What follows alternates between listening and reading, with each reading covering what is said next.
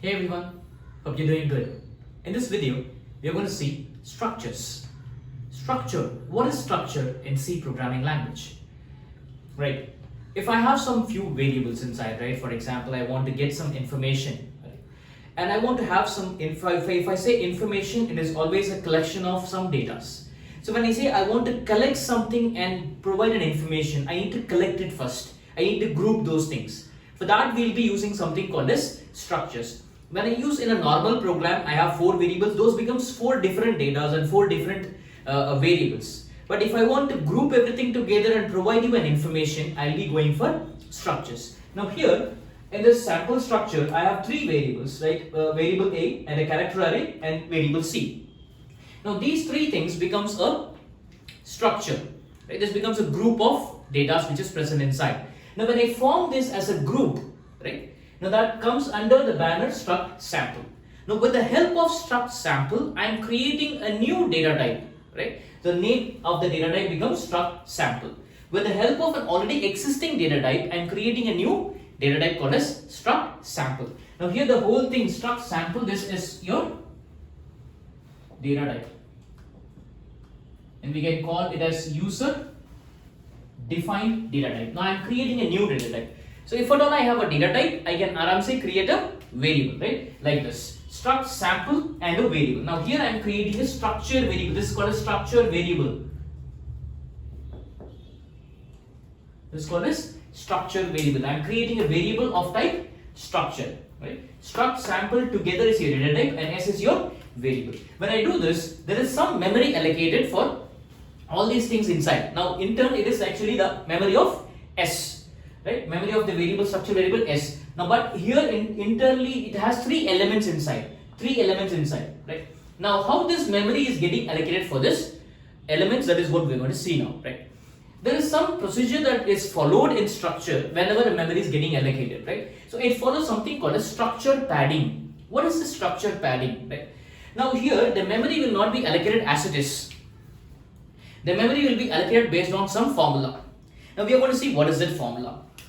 Now the formula is, right here, the address which I am going to add, right, address modulo the size of data type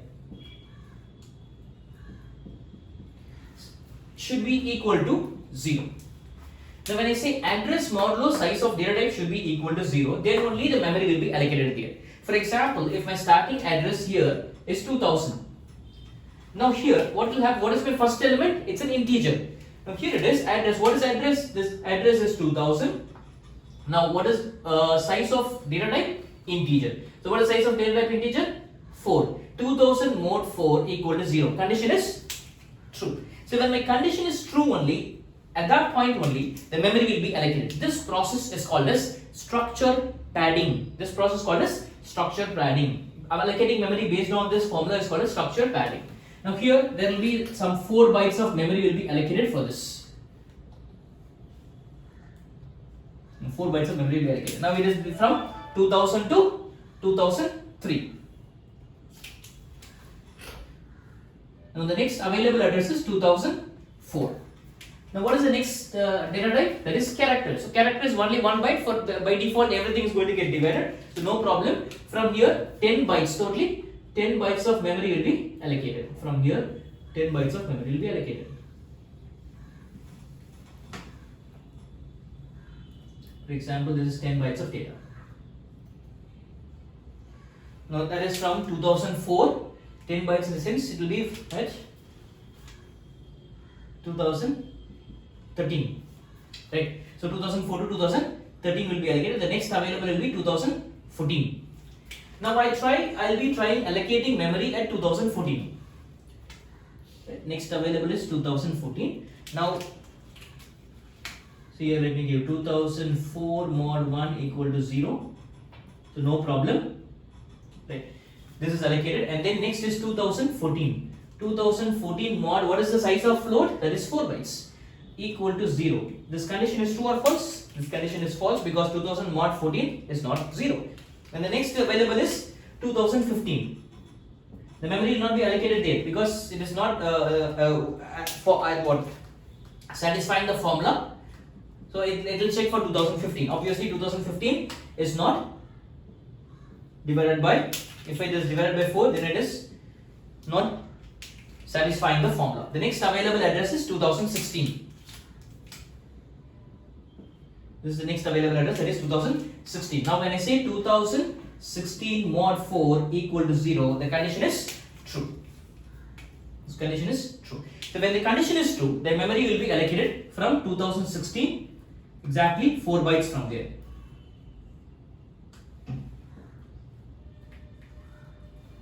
Exactly 4 bytes of memory will be allocated there. Now here this space which is left out, right? The 2 bytes of place which is left out, this is called as structure hole. The memory which is left out here, the 2 bytes of memory which is left out in between one element of structure, another element of structure, this place is called as structure hole. Now you can ask me, can this be avoided? This can be reduced, but this cannot be avoided in certain situations because it works based on the structure padding, right? So when I go along with the structure padding, certain things cannot be avoided. This memory space cannot be avoided, but can be reduced at some point of time, or we can utilize for some other memory. But completely eradicating structure hole is not possible. You can reduce it with the help of arranging the data in ascending order. For example, integer. I start with character, integer, float, double. I need to go in that way. So if I arrange my elements which is present in inside my structure, so that I can reduce the size, and I can reduce the structure hole to a certain extent, but not always. In some cases, it may help you. Okay. Now this is how you create a structure, and this is a sample of information which I want to provide you about structure, right? If you don't have any doubts, do let me know. You have any doubts in anything that you want to know, just please do comment in the comment section. I can reply back to you on that. Now, as of now, this is what the information that I want to give as an introduction to the structure. Okay. Next, we'll be seeing how to create a structure and how to access the element in the forthcoming session. Okay. So this is an example for a structure, and I'll let you know what is happening here, how to get input, how to access the values. Right. Now, here in this program, I have 3 datas, that is name, ID and salary, right, of an employee, right. This is an information about an employee. Now, after creating a structure, I am creating a main in that, right. And one more thing that I want to tell you, that after creating a structure, you need to put a semicolon at the end, then only it is a proper syntax. If you don't give, it will throw you a syntax error, right. So make sure that you are giving a semicolon at the last. Now here I am creating an employee variable EMP. Now when I create an employee variable EMP, inside that you will be having name, ID and salary all together present inside, right, as a package. Now if I want to access any of the structure elements, I can access only with the help of the employee variable, right.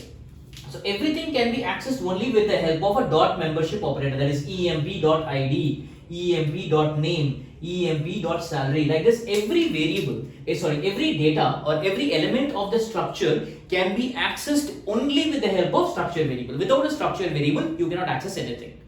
Okay. Now this is how I access it. Right. If at all I have some more variables and I want to do some manipulation. For example, I want to do a structure manipulation of a salary, right? Let me have int basic, and let me have float, HRA, DA, PF, gross and net. Just few variables like that. Now if I want to get input, like instead of salary, let me get input for basic alone. Right, basic is an integer, so let me give %d here. Now if I want to access these variables and calculate the salary, right, if I want to calculate the salary, for example, HRA is 10% of basic. Now how will I give? Can I give HRA like this directly? No, I cannot give. For every access, to access any of the structure elements, I may need to give employee, that is EMP dot HRA assign, that is 0.10 into EMP dot basic. This is how I can give. either for calculation or either for getting input or printing, I may need to use this. If I don't use emp dot, I cannot access any of the structure elements. If I want to calculate dA, that is for 10%, that is, sorry, this is 50% and 10% of basic, and then let me say PF. If it is employer contribution, that is 12% of basic. If it is employee contribution, that is 8% of basic. Now if I want to calculate everything, let me say emp dot gross assign emp dot basic plus emp dot HRA, and then emp dot DA plus emp dot PF. Like this I can give anything, right? So if I want to access anything, if I want to do any manipulation or any calculation or getting input or printing the output, like anything and everything, if I want to access any of these structure elements, I may need to use structure variable to access it. Without structure variable, I cannot access any of the structure elements. Hope you understood, guys. Yes.